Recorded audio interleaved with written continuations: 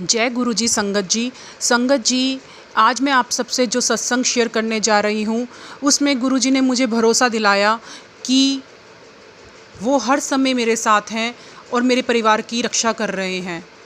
संगत जी, गुरु जी से कंप्लेंट करने के बजाय हमें गुरु जी पर विश्वास रखना चाहिए। इस सत्संग को सुनकर आपको भी गुरु जी पर जो विश्वास है वो दृढ़ हो जाएगा और आप भी गुरु जी से शायद कंप्लेंट करना बंद कर देंगे और मेरी तरह जो मैं कंप्लेंट बॉक्स बन गई थी उसको छोड़कर आप गुरु जी पर विश्वास करना शुरू कर देंगे। संगत जी, ये सत्संग मेरे हस्बैंड और मेरे बेटे के बारे में है कि कैसे गुरु जी ने उनकी लाइफ बचाई। संगत जी, एक दिन मेरे हस्बैंड मेरे बेटे को बोलते हैं कि मुझे कुछ काम है, आज थोड़ी देर के लिए तुम शॉप पर बैठ जाओ। तो मेरा बेटा शॉप पर बैठा हुआ होता है और क्लाइंट्स डील करता है। तो एक क्लाइंट ऐसा आता है जो हस्बैंड वाइफ होते हैं और वो रेगुलर 1 मंथ से हमारी शॉप पे रेगुलर आ रहे थे।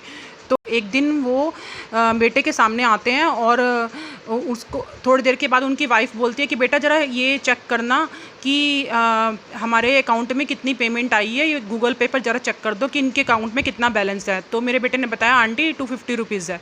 बस इतनी सी बात होती है संगत जी। और वो जो उसका हस्बैंड होता है वो पता नहीं उसने बहुत ज़्यादा ड्रिंक की हुई होती है तो वो कंट्रोल नहीं कर पा रहा होता और मेरे बेटे को मिसबिहेव करने लगता है। इतनी सी देर में वो फिर दोबारा हाइपर होके बोलता है, गंदी तरीके से मेरे बेटे को गंदी तरीके से ट्रीट कर रहा होता है और मेरा बेटा कंट्रोल करके खड़ा रहता है कि क्लाइंट है, मुझे कुछ नहीं बोलना है। तो थोड़ी देर बाद वो चुप हो जाएंगे, अंकल मैं नहीं बोलूँगा तो। बट ऐसा नहीं हुआ संगत जी, वो बार बार मेरे बेटे को ट्रिगर करने लगे और मेरे बेटे से मिसबिहेव करने लगे। पर फिर मेरे बेटे ने उन आंटी को, जो उनकी वाइफ साथ में आई हुई थी, उनको बोला कि आंटी ये देखो कैसे बोल रहे हैं, मैं इनको कुछ भी नहीं कह रहा हूँ, ये ऐसा बिहेव क्यों कर रहे हैं कि इन्होंने ड्रिंक की हुई है इसलिए मैं कुछ भी नहीं बोल रहा हूँ। तो आंटी आप इनको देख लो। तो बट वो जो हस्बैंड थे उनके, वो इतने ज़्यादा ड्रंक किए हुए थे कि उनकी वाइफ से भी वो कंट्रोल नहीं हो रहे थे। उनकी वाइफ ने उनको बहुत कंट्रोल करने की कोशिश की बट वो कंट्रोल में नहीं आ रहे थे।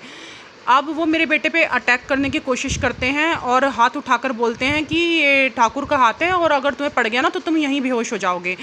तो मेरे बेटे को बहुत गुस्सा आता है। वो बोलता है कि अंकल बस बहुत हो गया, आप बार बार ऐसे कर रहे हो, मुझे कुछ बताओ तो आप ऐसा बिहेव क्यों कर रहे हो, किस कारण से कर रहे हो और इतना गंदा बिहेव क्यों कर रहे हो आप मेरे साथ। तो इतनी देर में वो मेरे बेटे का मुझे फ़ोन आता है, मम्मी पापा कहाँ हैं।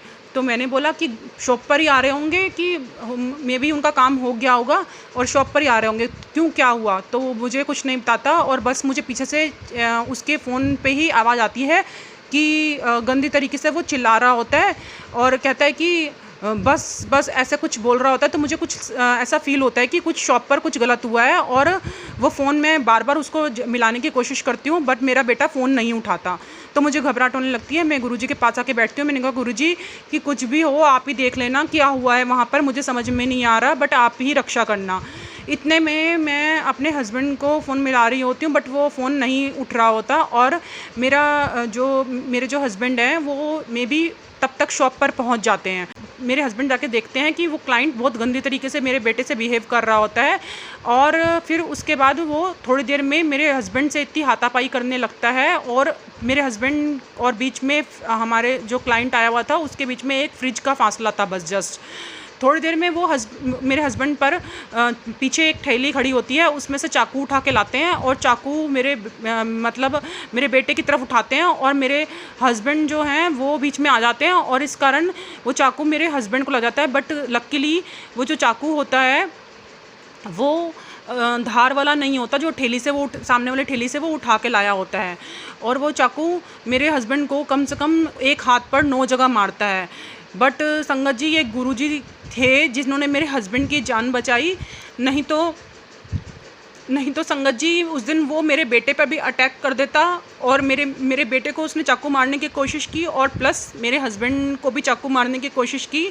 जो मेरे हस्बैंड बीच में ना आते या उस टाइम पे राइट टाइम पे मेरे हस्बैंड वहाँ ना पहुँचते तो बहुत ही संगत जी गलत हो जाता। और किस तरीके से मेरे गुरु महाराज जी ने मेरी हस्बैंड की और मेरे बेटे की जान बचाई। उसने अपनी तरफ से पूरा अटैक किया 9 जगह, क्योंकि वो तो ड्रिंक किए हुए था, उसे तो कुछ पता नहीं चल रहा था कि वो क्या कर रहा है। इवन उसकी वाइफ़ ने उसको पकड़ते पकड़ते उसकी शर्ट तक फट गई, पर वो अपनी वाइफ़ के कंट्रोल में नहीं आया और वो बार बार अटैक करता रहा, जिसके कारण 9 जगह पे मेरे हस्बैंड को चोट मतलब चाकू के निशान आए। और जब वो घर पर आए तो उन्होंने मुझे कुछ नहीं बताया और उनके हाथ पे 2 जगह पे पट्टी बंधी हुई थी। तो मैंने बोला कि क्या हुआ? तो उन्होंने मुझे बोला कि मेरी स्कूटी स्लिप हो गई थी और इस कारण मैं गिर गया। मुझे कुछ कई दिनों के बाद संगत जी ये पता चला कि कि एक ऐसे किसी क्लाइंट ने मेरे हस्बैंड पर अटैक किया था और मेरे बेटे पर अटैक किया था।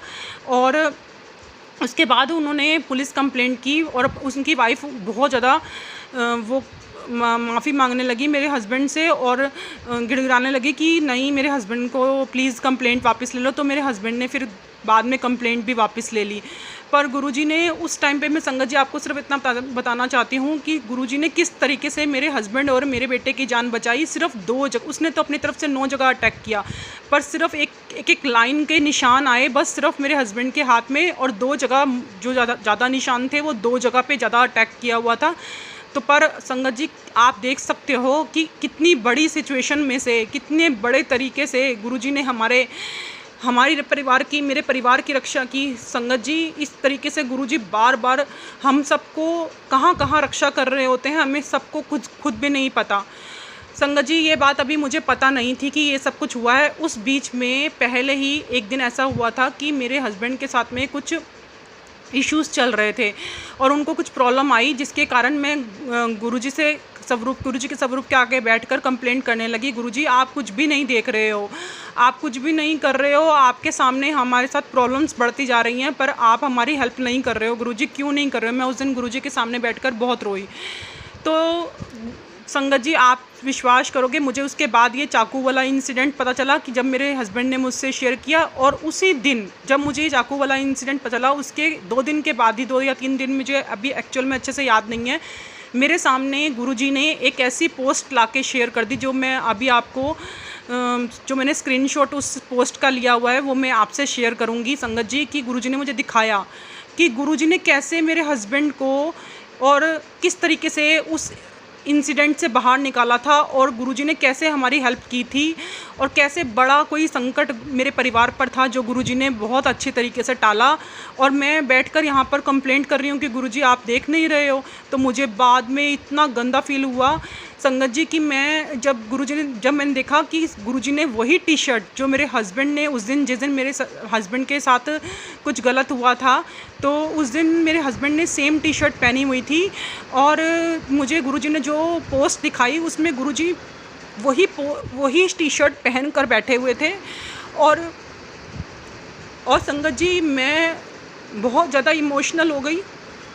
मैंने अपनी बेटी को दिखाया, गुरुजी ने यही टी शर्ट पहनी हुई है जो उस दिन हमारे पापा ने पहनी हुई थी। तो मेरी बेटी बोलती हाँ जी मम्मी ये वही टी शर्ट है जो पापा ने उस दिन पहनी हुई थी। और मेरी बेटी की आंख में भी आंसू थे कि उस दिन मेरे हस्बैंड के ऊपर जो भी एक बड़ा संकट आया था, उसके बाद जो चाकू वाला भी इंसिडेंट हुआ था।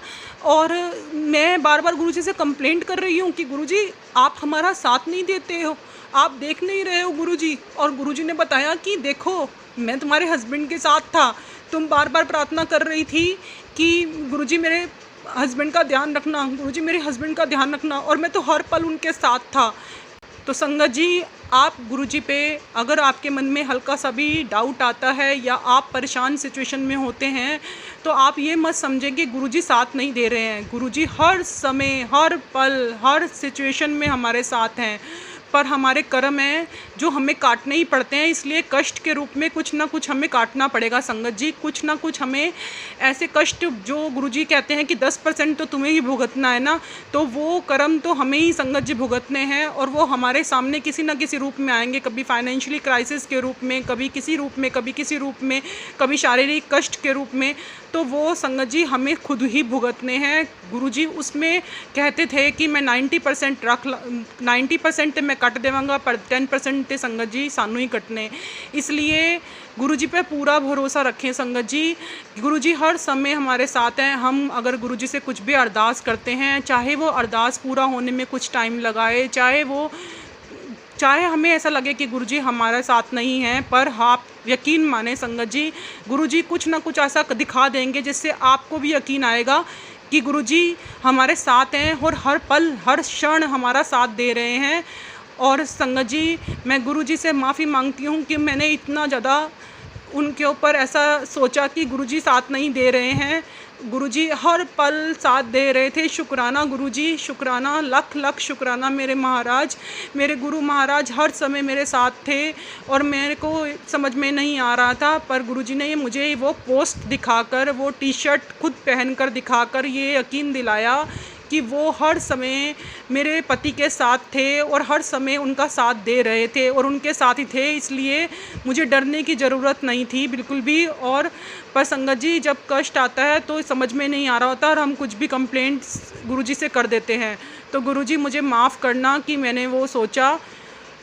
शुक्राना मेरे महाराज, आपने हर समय मेरे परिवार का साथ दिया, उसके लिए लख लख शुक्राना, लख लख शुक्राना। संगत जी, मुझसे कुछ भी गलती हुई हो सत्संग शेयर करने में, गुरुजी मुझसे कोई भी गलती हुई हो तो प्लीज़ मुझे क्षमा करना। लख लख शुक्राना मेरे मालिक। जय गुरुजी, शुक्राना गुरुजी। संतां दे नाल आप खलोया, संतां दे नाल आप खलोया, हर काम करावण आया राम, संतां दे नाल आप खलोया।